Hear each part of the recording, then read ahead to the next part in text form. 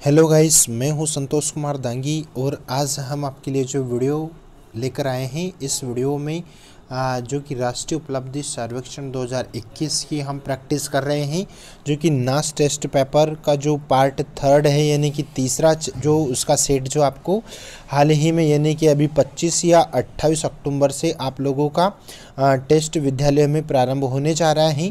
और इन्हीं टेस्ट क्वेश्चनों से आने वाले टाइमिंग में आपके 40% यानी कि 40% क्वेश्चंस ऑब्जेक्टिव क्वेश्चन आपको एग्जाम में पूछे जाएंगे। तो उसका प्रैक्टिस हम करने जा रहे हैं। जो सब्जेक्ट हम आपके लिए लेकर आए हैं, प्रैक्टिस पेपर थर्ड है ये, राष्ट्रीय उपलब्धि सर्वेक्षण 2021, विषय सामाजिक विज्ञान, सोशल साइंस और कक्षा 10वीं। ठीक है, तो आइए देखते हैं। यहाँ पर भी आपकी सेम कंडीशन वही रहेगी जो हमने विगत जितने भी सारे वीडियो आपको अपलोड करवाए हैं। ठीक है, तो यहाँ पर फटाफट आप कॉपी नोटबुक निकाल लीजिए और उसमें आंसरों को नोट करते जाइएगा।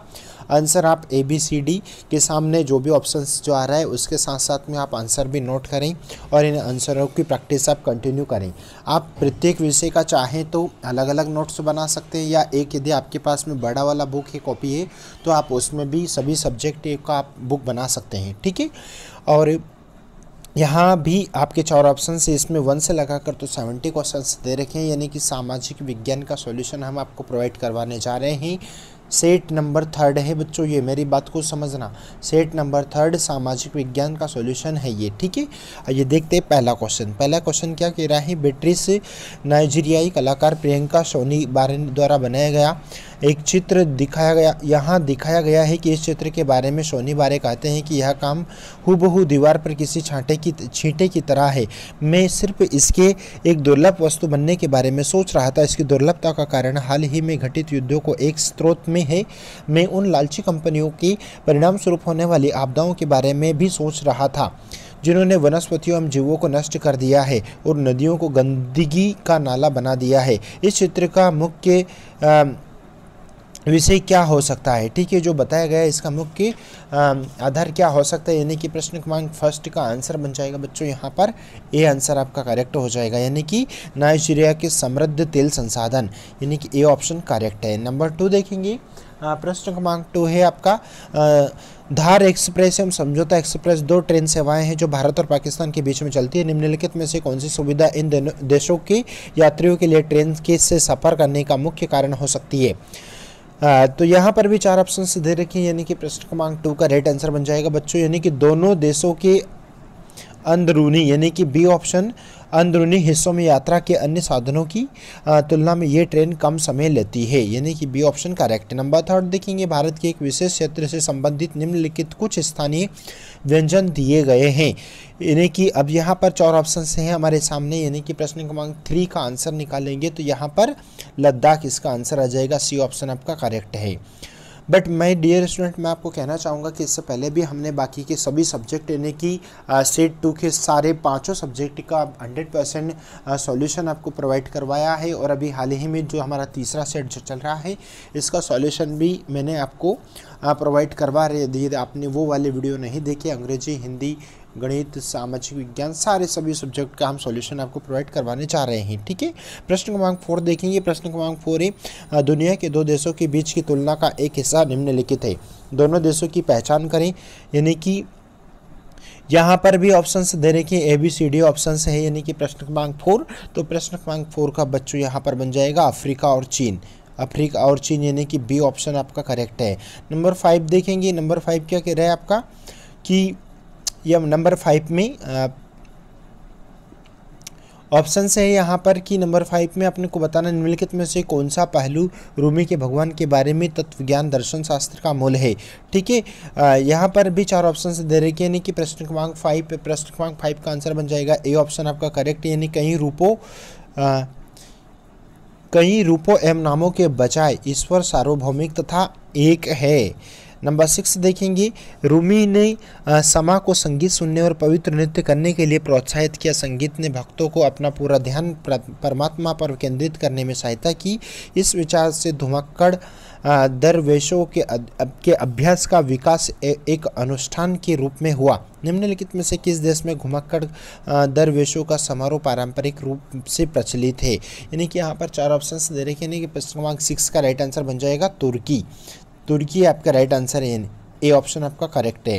नंबर 7 देखेंगे, भारत में लाइट, पंखे, रेफ्रिजरेटर आदि के लिए आवश्यक ऊर्जा अधिकतर उत्पन्न होती है, यानी कि प्रश्न क्रमांक 7 यानी कि कोयले से। ठीक है, यानी कि भारत में लाइट, पंखे, रेफ्रिजरेटर आदि के लिए आवश्यक ऊर्जा का अधिकतर कोयले से उत्पन्न होता है। डी ऑप्शन राइट है।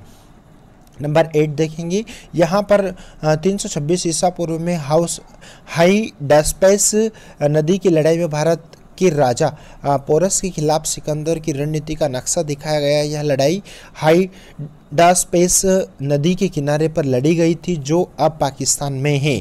तो निम्नलिखित में से कौन सा विकल्प सबसे बेहतर बताता है कि लड़ाई में क्या हुआ था?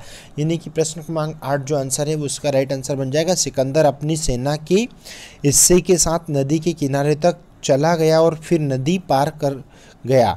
ठीक है। अच्छा बच्चों, यहाँ पर मैं एक बात और बोलना चाहूँगा कि हम सारे ऑप्शन से इसलिए नहीं पढ़ रहे हैं क्योंकि आपका वीडियो बहुत ही ज़्यादा लंबा खींचा जाएगा, इसलिए हमारा प्रयास है कि आपको शॉर्ट वीडियो में आपको सारे आंसर प्रोवाइड करवाएं। ठीक है। नेक्स्ट नंबर 9 देखेंगे, व्यापार संघ का सबसे सामान्य उद्देश्य है, यानी कि यहाँ पर भी आपके 4 ऑप्शन दे रहे हैं, यानी कि प्रश्न क्रमांक 9 का जो आंसर बन जाएगा वो बन जाएगा रोजगार की स्थितियों को बनाए रखना अथवा सुधारना, यानी कि सी ऑप्शन आपका करेक्ट हो जाएगा, सी। नंबर 10 देखेंगे, मुद्रा का अवमूल्यन का अर्थ है किसी देश की मुद्रा के मूल्य को आधिकारिक रूप से कम करना। ऐसा तब किया जाता है जब कोई देश अपनी आर्थिक स्थिति को सुधारना चाहता हो, यानी कि किसी देश में मुद्रा अवमूल्यन के पश्चात इनमें से जब कौन से प्रभाव के सबसे अधिक होने की संभावना है, यानी कि यहाँ पर प्रश्न क्रमांक 10 का आंसर निकालेंगे, यानी कि निर्यात में वृद्धि और आयात में कमी। ठीक है, यानी कि सी ऑप्शन आपका यहाँ पर करेक्ट। नंबर 11 देखेंगे, हालांकि चार्ल्स अस्थायी द्वीप होते हैं, उनमें उनसे आकर्षित होकर लोग बड़ी संख्या में उन पर रहते हैं। निम्नलिखित में से कौन सा मुख्य कारण है जिसकी वजह से लोग चार्ल्स पर रहते हैं? यानी कि प्रश्न क्रमांक 11 जो है उसका आंसर बन जाएगा बी ऑप्शन आपका करेक्ट है, जीविका खेती के लिए उपजाऊ मिट्टी। ठीक है, यानी कि बी ऑप्शन करेक्ट है। नंबर 12 देखें, निम्नलिखित में से किस माह के दौरान बांग्लादेश में चार्ल्स के गठन एवं विनाश की सबसे अधिक संभावना है, यानी कि कौन से महीने में अधिक संभावना बन सकती है? यानी कि प्रश्न क्रमांक 12 देखेंगे बच्चों, यानी कि सी ऑप्शन यानी कि जुलाई, सी ऑप्शन आपका करेक्ट है। नंबर 12 देखेंगे, सरकार ने हाल ही में हवाई क्षेत्र का लचीला उपयोग को मंजूरी दी है। इसका मतलब है कि सामान्य उड़ान एवं सैन्य हवाई क्षेत्र का उपयोग करने में सक्षम होंगी, जो पहले प्रतिबंधित हुआ करती थी। यहाँ दिखाया गया कि नक्शा हवाई मार्गों में किए गए कुछ बदलाव दर्शाता है, यानी कि इस निर्णय का परिणाम क्या हो सकता है? यानी कि यहाँ पर भी आपके 4 ऑप्शन मिलेंगे आपको, यानी कि सी ऑप्शन आपका यहाँ पर करेक्ट हो जाएगा, यानी कि प्रश्न क्रमांक 13 का राइट आंसर बन जाएगा बच्चों सी, यानी कि इससे समय एवं ईंधन की बचत होगी और प्रदूषण कम होगा। नंबर 14 देखेंगे, मन्नार की खाड़ी भारत के दक्षिण पूर्वी सिरे एवं श्रीलंका के पश्चिमी तट मानचित्र देखें कि बीच स्थित है। इसे यूनेस्को द्वारा बायोस्फीयर रिजर्व पदांकित किया गया है, यानी कि इनमें से कौन सा कथन मन्नार की खाड़ी के संबंध में सही होगा? यानी कि प्रश्न क्रमांक 14 यानी कि डी ऑप्शन आपका रेड बन जाएगा, यानी कि भारत एवं श्रीलंका की सरकार इस क्षेत्र के संरक्षण और विकास की जिम्मेदारी साझा करती है। नंबर 15 देखिए, नंबर 15 देखेंगे, साम्राज्यवाद, उपनिवेशवाद या युद्ध के समय में सांस्कृतिक महत्व की कई वस्तुओं को देशों में लूट लिया जाता है। कला एवं सांस्कृतिक वस्तुओं को उनके मूल देश में वापसी करने को कला प्रत्यावर्तन कहा जाता है। ऐसे कई कला वस्तुएं अब विभिन्न संग्रहालयों में रखी गई है। ऐसी वस्तुओं की सार्थकता एवं समर्थता दोनों की विभिन्न तर्क है। निम्नलिखित में से कौन सा तर्क किसी ऐसे देश के द्वारा दिया जाएगा जो ऐसी वस्तुओं को वापस नहीं करना चाहता है? तो यहाँ पर भी प्रश्न क्रमांक 15 यदि देखेंगे तो बच्चों यहाँ पर अधिकांश पश्चिमी संग्रहालय महानगरीय शहरों में हैं, और अगर कलाकृतियों को वहाँ से हटाया जाता है तो कम से कम लोगों में उनकी पहुँच रह जाएगी। नंबर 16 देखेंगे, अनुराधापुरा श्रीलंका की प्राचीन राजधानियों में से एक है जो अच्छी तरह से संरक्षित पुरातात्विक स्थलों के लिए प्रसिद्ध है। यह शहर एक विश्व विरासत स्थल भी है। बौद्ध जगत में पवित्र माना जाने वाला यह प्राचीन शहर आज कई मठ एवं स्तूपों से घिरा हुआ है। अनुराधापुरा में निम्नलिखित में से कौन से विश्व विरासत के ऐतिहासिक अवशेष होने की संभावना है? यानी कि कौन सा ऐसा विश्व ऐतिहासिक बन सकता है? यानी कि यहाँ पर आपका बी ऑप्शन, यानी कि बी ऑप्शन आपका करेक्ट बन जाएगा, ये वाला ऑप्शन बी। नंबर नेक्स्ट देखेंगे यानी कि 17 म्यांमार बर्मा में अगस्त 2012 तक हर प्रकाशन अखबार की खेल, कार्टून, विज्ञापन एवं चित्र सहित को वहां के सूचना मंत्रालय की प्रेस जांच और पंजीकरण विभाग द्वारा पूर्व अनुमोदन की आवश्यकता थी। सेंसरशिप के इस कानून ने म्यांमार में निम्नलिखित में से किसी एक पर रोक लगा दी थी। यानी कि प्रश्न क्रमांक 17 का आंसर निकालेंगे, यानी कि ए ऑप्शन आपका करेक्ट है, यानी कि अभिव्यक्ति की आज़ादी, अभिव्यक्ति की आज़ादी, ए ऑप्शन आपका करेक्ट है। नंबर 18 देखेंगे। नंबर 18 है सर्दियों के मौसम में बांस ड्रिप सिंचाई का उपयोग अधिकतर एक पौधों को उगाने के लिए किया जाता है जिसे विकसित होने के लिए अपेक्षाकृत कम पानी की आवश्यकता होती है। उस पौधे की पहचान करें, ठीक है, जिसको कम पानी की आवश्यकता होती है, यानी कि वो पौधा जो होता है वो काली मिर्च, ठीक है, यानी कि डी ऑप्शन आपका करेक्ट है। नंबर 19 देखेंगे। बांस की सिंचाई विधि द्वारा जनतीय खासी एवं गारो पहाड़ियों के क्षेत्रों में ज़्यादातर पानी किसी एक स्रोत से प्राप्त होता है, इसकी पहचान करें। यानी कि यहाँ पर भी 4 ऑप्शन मिलेगी, यानी कि प्रश्न क्रमांक 9 का आंसर बन जाएगा, 19 का आंसर बन जाएगा पास के पहाड़ी नदियों से, ए ऑप्शन आपका करेक्ट है।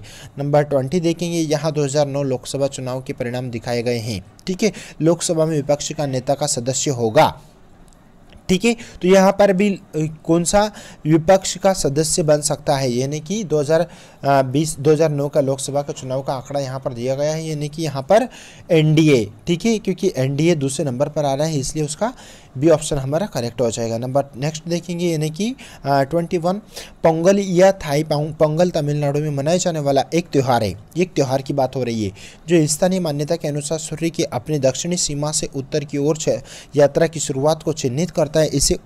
इसे उत्तरायण कहा जाता है। यह भारत के अधिकांश हिस्सों में मनाए जाने वाले मकर संक्रांति के त्यौहार के साथ मेल खाता है। निम्नलिखित में से पोंगल उत्सव की सामान्य तिथि, सीमा और महीना कौन सा है, ठीक है, यानी कि प्रश्न क्रमांक 21 का आंसर यदि देखेंगे तो उसका आंसर बन जाएगा ए ऑप्शन, यानी कि 13 से 16 जनवरी, ठीक है।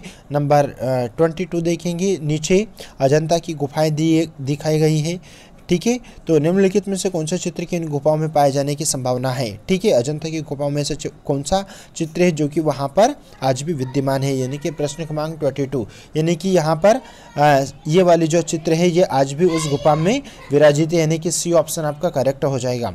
नंबर 23 देखेंगे, यानी कि 23 जो है भारत के निम्नलिखित राजधानी शहरों में से एक को आसपास के छोटा नागपुर पर्वत में कई झरनों की उपस्थिति के कारण झरने के शहर के रूप में भी जाना जाता है।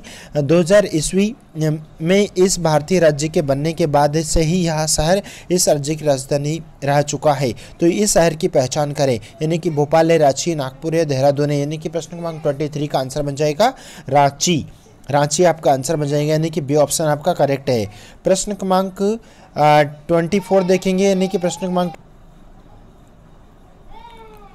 इस मानचित्र के अनुसार 1860 में मूल राज्यों ने आधुनिक भारत के लगभग कितने क्षेत्रफल का हिस्सा गठित किया, तो यहाँ पर भी 4 ऑप्शन, लगभग 10%, लगभग 25%, लगभग 45% या लगभग 70%, ठीक है। तो यहाँ पर प्रश्न क्रमांक 24 का आंसर यदि निकालेंगे तो सी ऑप्शन हमारा करेक्ट हो जाएगा, यानी कि 45%, ठीक है। नेक्स्ट क्वेश्चन देखेंगे। नेक्स्ट क्वेश्चन यानी कि 25 भारत का प्रशासन 1858 में ईस्ट इंडिया कंपनी से ब्रिटिश क्राउन द्वारा ले लिया गया था। 1858 तक जिन क्षेत्रों पर कब्जा नहीं किया गया था वे 1947 में ब्रिटिश शासन के अंत तक मूल नेटिव राज्य बने रहे, यानी कि मूल जो नेटिव राज्यों की सरकारें के बारे में निम्नलिखित में से कौन सा कथन सही है, यानी कि प्रश्न क्रमांक 25 का आंसर निकलेगा तो वो निकलेगा यहाँ पर, यानी कि बी ऑप्शन आपका करेक्ट है। मूल राज्य भारतीय शासकों द्वारा शासित थे जो ब्रिटिश क्राउन के अधिकार के तहत थे। प्रश्न क्रमांक 26 देखेंगे। प्रश्न क्रमांक 26 का राइट आंसर बन जाएगा बी ऑप्शन, यानी कि फ्रांस, बी ऑप्शन आपका करेक्ट हो जाएगा। आइए देखते हैं प्रश्न क्रमांक 27। अफ्रीकी अमेरिकी कलाकार जेबक लॉरेंस ने the migration of the Negro नामक चित्रों की एक श्रृंखला बनाई। इस श्रृंखला के चित्रों ने एक प्रवास के कुछ कारणों को दर्शाया। प्रवास का एक कारण अन्य क्षेत्रों में अफ्रीकी अमेरिकाओं के लिए उपलब्ध बेहतर शिक्षा के अवसर थे। नीचे दी गए चित्रों में से कौन सा चित्र उनकी बेहतर शिक्षा की आशा का वर्णन करता है। निम्नलिखित में से कौन से चित्रों की इन गुफाओं में पाए जाने की संभावना है, यानी कि यहाँ पर भी 4 ऑप्शन है। प्रश्न क्रमांक हम जो समझने जा रहे हैं वो है 27, यानी कि 27 का राइट आंसर बन जाएगा बच्चों सी ऑप्शन आपका करेक्ट हो जाएगा, सी ऑप्शन, यानी कि ये चित्र आज भी वहाँ पर विद्यमान समान है, यानी कि सी ऑप्शन हमारा करेक्ट है। नंबर 28 देखेंगे, यह कविता one way ticket Langston Hughes द्वारा 1949 में लिखी गई थी। ठीक है, मैं अपनी ज़िंदगी चुनता हूँ तो और ट्रेन पर लेकर जाता हूँ, मैं तंग आ गया हूँ जिम क्रो के कानूनों से, वो लोग जो क्रूर हैं डरे हुए वो वध लिंच करते हैं और भाग जाते हैं, वो मुझसे डरते हैं और मैं उनसे। तो ये जो कविता है, यह कविता 1950 में लिखी गई थी। तो ये बताना है अपने को यहाँ पर, तो ये भाई कहाँ पर ये कविता आज भी संचालित है, यानी कि यहाँ पर हम प्रश्न क्रमांक 28 का आंसर यदि निकालेंगे तो ये हिंसा के डर में जीना, इस कविता का मुख्य उद्देश्य क्या है, हिंसा के डर में जीना, यानी कि डी ऑप्शन आपका करेक्ट बन जाएगा। नेक्स्ट वन देखेंगे, यानी कि 29 दी गई जानकारी अमेरिका के विभिन्न क्षेत्रों में कई वर्षों से रह रहे अमेरिकी के कुल प्रतिशत की जानकारी प्रदान करता है। ठीक है, तो यहाँ पर यह जानकारी बताती है कि अमेरिका के महाप्रवास के दौरान लोग से अन्य क्षेत्रों में जा रहे थे, तो कौन से क्षेत्र से दूसरे क्षेत्रों में जा रहे थे, यानी कि 29 का आंसर यदि देखेंगे तो यहाँ पर दक्षिणी क्षेत्र से अन्य क्षेत्रों में लोग जा रहे थे, यानी कि आपका बी ऑप्शन करेक्ट हो जाएगा। नेक्स्ट वन देखेंगे, यानी कि नेक्स्ट वन है आपका 30, केवल तल की योजनाओं के आधार पर इन दोनों स्मारकों में होने की संभावना है। ठीक है, तो क्या संभावना है, यानी कि यहाँ पर भी हमारे 4 ऑप्शन है, यानी कि हमारा जो 30 का आंसर निकल जाएगा वो निकल रहा है एक गुंबद, ये हमारा आंसर है, डी ऑप्शन आपका करेक्ट है। नेक्स्ट वन देखिए, यानी कि 31 दिए गए तल योजना के आधार पर बताए गए चित्र के दिए गए भारतीय स्मारकों में से यह किसका होने की संभावना है। तो भाई इनमें से भारतीय चित्रों को अपने को पहचानना, भारतीय स्मारकों में से किसका होने की संभावना है। ठीक है, तो अपने को यहाँ पर बताना है, यानी कि प्रश्न क्रमांक 31, तो प्रश्न क्रमांक 31 का राइट आंसर बनेगा यहाँ पर प्यारे बच्चों सी ऑप्शन आपका करेक्ट हो जाएगा, सी ऑप्शन। ठीक है, फटाफट देख लीजिए। नंबर 32 है, यहाँ कुछ जर्मन लोग अपने देश के बारे में बात करते हुए दिखाए गए हैं। ठीक है, अपने देश के बारे में बात करते हुए ये टिप्पणी जर्मनी में घटित निम्नलिखित में से किसी एक ऐतिहासिक घटना का उल्लेख करती है, उस घटना की पहचान करें, यानी कि यहाँ पर 32 का आंसर यदि देखेंगे तो 32 का आंसर बन जाएगा बर्लिन की दीवार का गिरना के ऊपर ये डिस्कस कर रहे हैं, तो ये ऑप्शन हो जाएगा आपका बी ऑप्शन करेक्ट। नंबर 33 देखेंगे, इसका फाइबर 100% बायो डिग्रेडेबल और पर्यावरण के अनुकूल होता है, इसमें खाद्य और कीटनाशक की ज़रूरत भी कम पड़ती है, इसका उपयोग कृषि उत्पादों की थोक पैकेजिंग में व्यापक रूप से होता है, इसकी खेती ज़्यादातर पश्चिम बंगाल और बांग्लादेश के डेल्टा क्षेत्र में की जाती है। इस फाइबर की पहचान करें, यानी कि वो जो फाइबर है वो जूट है, कपास से, नारियल है या बांस है, यानी कि 33, तो वो जो आंसर बनेगा वो है जूट, यानी कि ए ऑप्शन करेक्ट है। नेक्स्ट वन देखते हैं, नेक्स्ट वन यानी कि 34। बट माय डियर बच्चों, मैं आपसे कहना चाहूँगा कि यदि आप चैनल पर नए हैं तो चैनल को सब्सक्राइब कर लीजिएगा, दोस्तों मित्रों में शेयर कीजिएगा, और यदि आपने पास्ट की वीडियो नहीं देखे तो उनको भी आप देख लीजिएगा, ताकि आप 25 या 28 तारीख से आपके विद्यालय में सेट नंबर 3 प्रारंभ होने जा रहा है, उससे पहले ही आप सारे आंसरों को नोट करते जाइएगा। 34 देखेंगे, पृथ्वी के अधिकांश रेगिस्तान लगभग 30 डिग्री अक्षांश उत्तर एवं दक्षिण में है, निम्नलिखित में से कौन सा कथन इसका उचित कारण बताता है। 34 यदि देखेंगे तो 34 का राइट आंसर बन जाएगा, यानी बी ऑप्शन, यानी कि शुष्क भूमध्य रेखीय वायुधाराएं एवं अधिकांश आकांक्षों पर उगती है, यानी कि बी ऑप्शन करेक्ट है। नंबर 35 देखेंगे, संघीय फेडरल ढांचे के तहत निम्नलिखित में से कौन सी शक्ति भारत में केवल केंद्र सरकार के लिए आरक्षित है। तो 35 का यदि आंसर देखेंगे तो 35 का यानी यहाँ पर आंसर निकल गया, वो है संवैधानिक संशोधन, यानी कि सी ऑप्शन आपका करेक्ट है। बट माय डियर स्टूडेंट, मैं आपसे अगेन रिक्वेस्ट करना चाहूँगा कि हमने आज 1 से लगाकर तो 1880 के बाद यूरोपीय देशों के द्वारा उपनिवेशवाद मुख्य रूप से के कारण किया गया था। तो यहाँ पर जो 4 ऑप्शंस यहाँ पर दे रखे हैं, यानी कि औद्योगिक क्रांति के कारण किया गया था, यानी कि आपका बी ऑप्शन आपका करेक्ट हो जाएगा बच्चों। नंबर 37 देखेंगे, निम्नलिखित भारत के जिलों में से कौन सा एक अंतर्राष्ट्रीय सीमा पर स्थित है। निम्नलिखित भारत के जिलों में से कौन सा एक अंतर्राष्ट्रीय सीमा पर स्थित है, यानी कि प्रश्न क्रमांक 37 की यदि बात करेंगे तो यहाँ पर आंसर आ जाएगा, यानी कि तवांग अरुणाचल प्रदेश। ओके, यानी कि ए ऑप्शन करेक्ट। नंबर 38 देखेंगे, सर एडवर्ड 1552 या 1634 अपने समय के सबसे बड़े वकील माने जाते थे। उन्होंने लिखा कि जिस किसी के पास किसी भी वस्तु का एकाधिकार होगा वह अपनी चाह के ने अनुकूल उसकी कीमत निर्धारित करेगा। एक एकाधिकार दिए जाने के बाद उस वस्तु की कीमत बढ़ जाएगी और वस्तु उतनी अच्छी नहीं रह जाएगी जितनी पहले हुआ करती थी। जिसके पास भी एकाधिकार व्यापार है वह केवल अपना निजी भला देखता है, ना कि जनता का भला। यह तर्क निम्नलिखित में से कौन से कथन के विपरीत माना जाएगा, यानी कि विपरीत माना जाएगा, ये अपने को बताना है। यानी कि प्रश्न क्रमांक 38 का आंसर बनेगा बच्चों, एक आविष्कारक को अपने आविष्कार के लिए विशेष अधिकार प्रदान करना, यानी कि ए ऑप्शन करेक्ट। नंबर 39 देखेंगे, यहाँ संयुक्त राज्य अमेरिका की सरकार की विधायी शाखा की संरचना को दिखाया गया है। ठीक है, तो इस कांग्रेस द्वारा किए जाने वाला कार्य भारत में किसके समान है? तो यहाँ पर प्रश्न क्रमांक यदि देखेंगे तो प्रश्न क्रमांक 39 यानी कि संसद के समान है, संसद के समान है, बी ऑप्शन। नंबर 40 देखेंगे, सरकार ने एक जोखिम भरे भूकंपीय क्षेत्र में एक परमाणु ऊर्जा संयंत्र बनाने का प्रस्ताव रखा है। कई पर्यावरण विशेषज्ञों ने इस संयंत्र के निर्माण की सुरक्षा पर सवाल उठाए हैं तथा कई स्थानीय लोगों द्वारा प्रदर्शन भी किए गए हैं।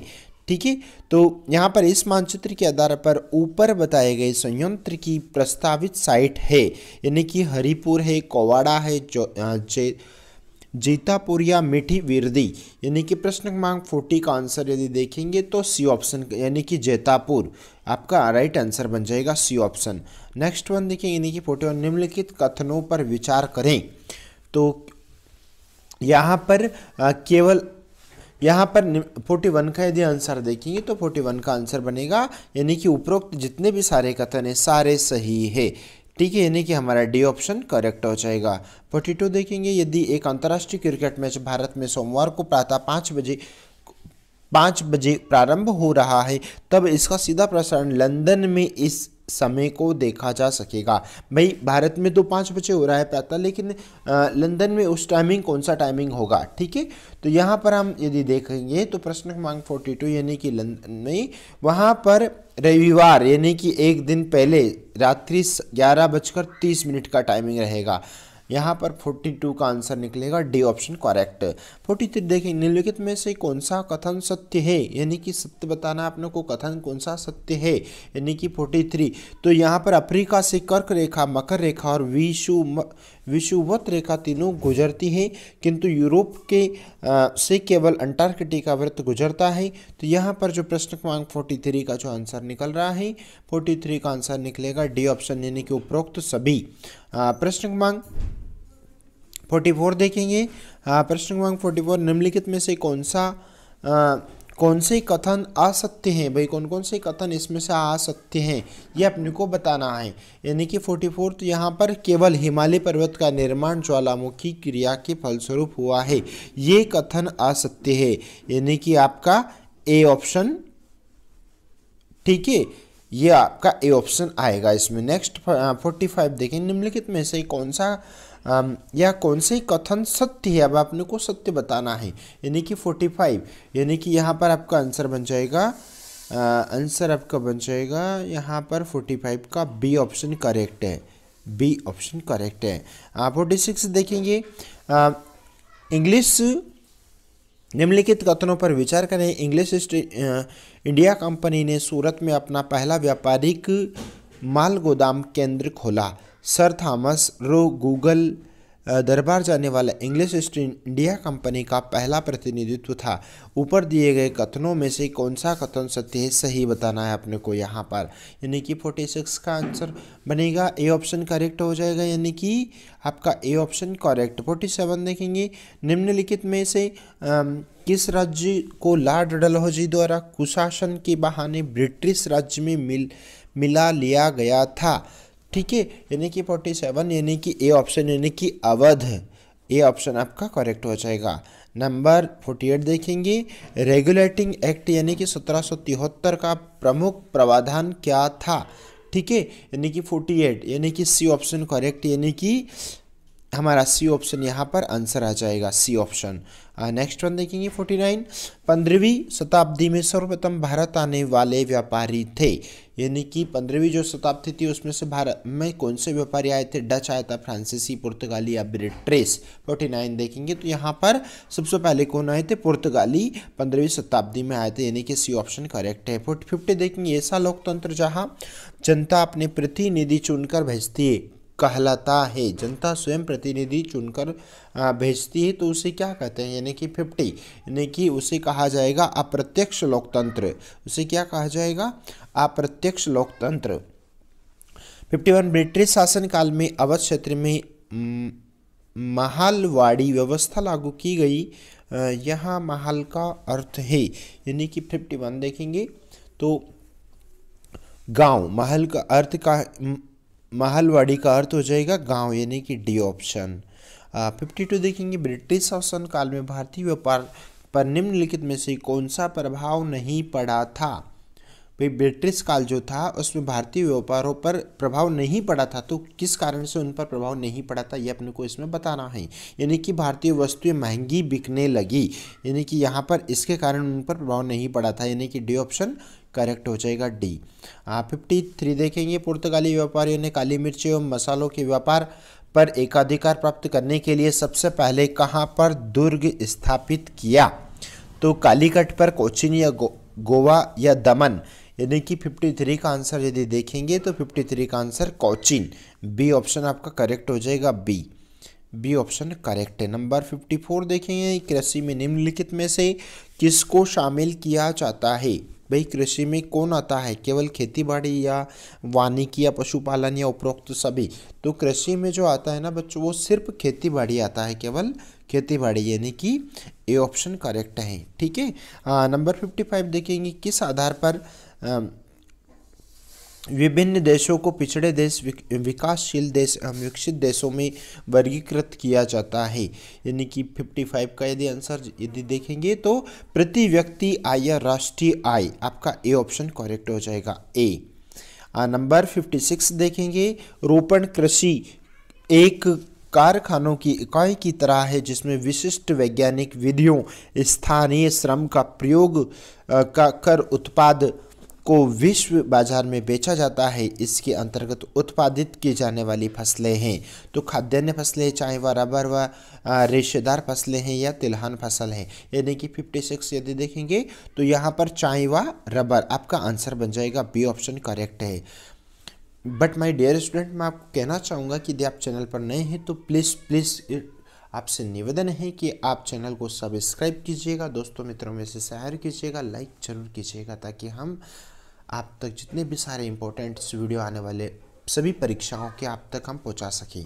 आगे देखते हैं प्रश्न क्रमांक 57। पर 57, निम्नलिखित में से कच्चे माल के लिए खनिजों पर निर्भर उद्योग नहीं है, अपने को बताना है, यानी कि सूती वस्त्र उद्योग नहीं है, डी ऑप्शन करेक्ट है।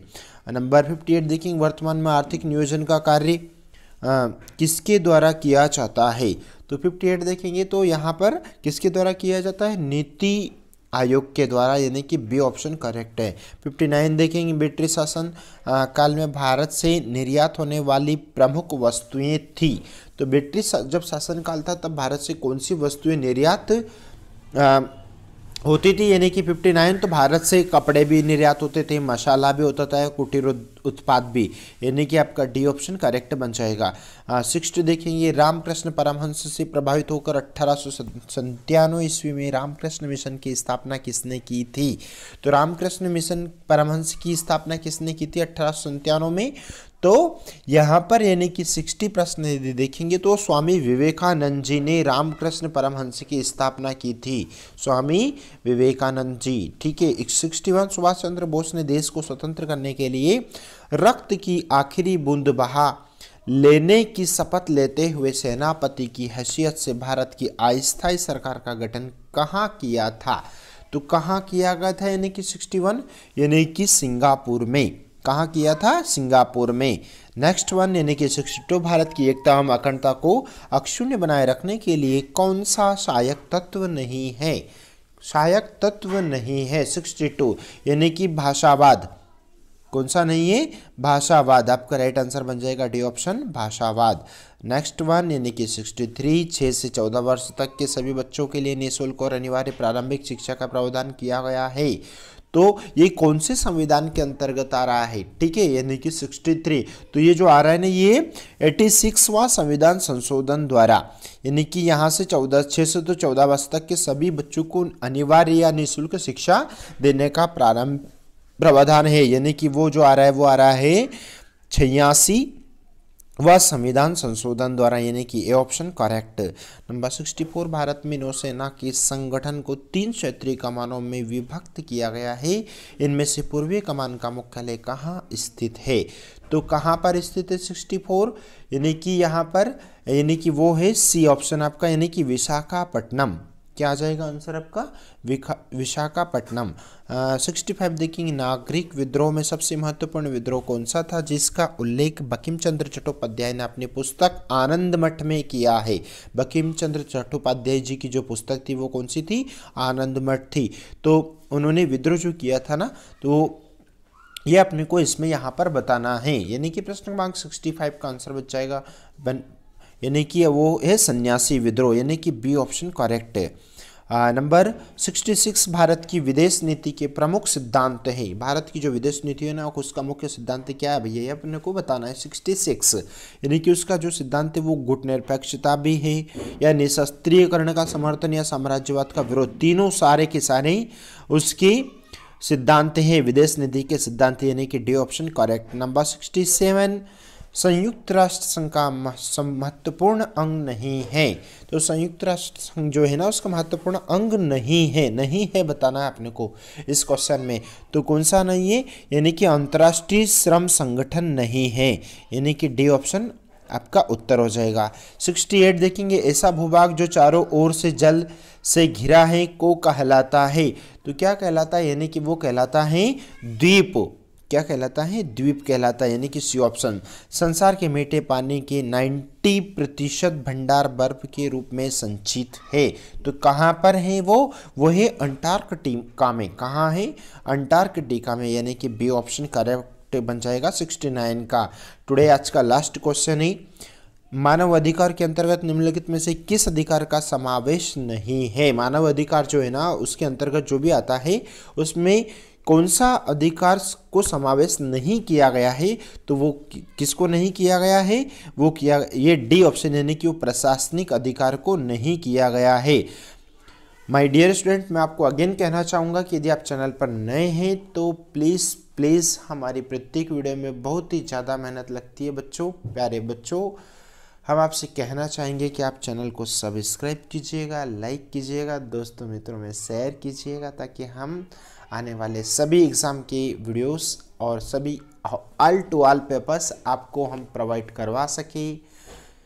इसी आशा और उम्मीद के साथ में थैंक यू सो मच। अपना ध्यान रखिएगा, और अपने यदि बाकी की वीडियो नहीं देखें दूसरे सब्जेक्ट के, तो प्लीज़ आप उन्हें भी देखें और कॉपी में आंसर नोट करें। Thank you so much.